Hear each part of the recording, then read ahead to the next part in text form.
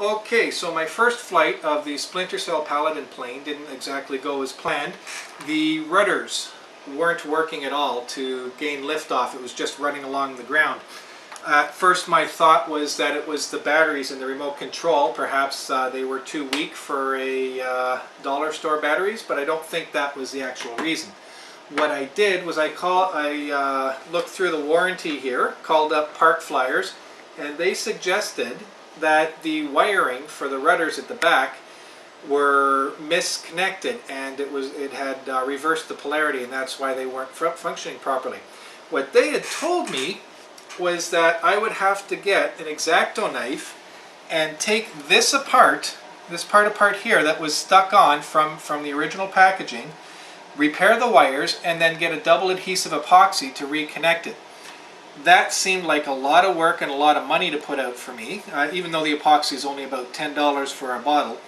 But it seemed like a lot of work to do to repair something. So I'm sitting there thinking, there must be an easier way to get at the wires. At first I thought it was under here, but you can't get to the wiring for the rudders from underneath the wings. That's something else entirely if you break one of the fuselages here. So what I did was I flipped the plane over, and we'll get you a nice close-up here, and popped open the battery compartment underneath the plane. And as you can see here, I've already done this, so everything's going to be pre-cut. But you see the sticker right here. What I did was I pried this sticker up just like this, and you see this, the styrofoam here was actually a centerpiece right here. Set that aside, and underneath this black portion here is the connector for the rudder.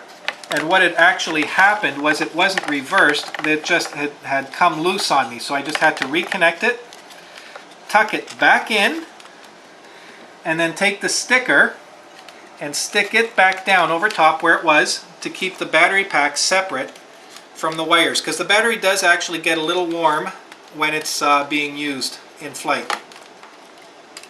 You'll see my non-flight video. I'll be posting it up. It'll be posted up here shortly. Actually, before this video gets posted itself. But we pop that back in there like that.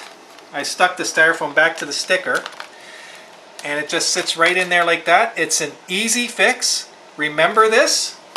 If something happens to the rudder system and you need to take a look at the wires, go through the battery compartment. Do not break the plane open as they suggest, because it's a lot simpler to fix that than it is to fix this.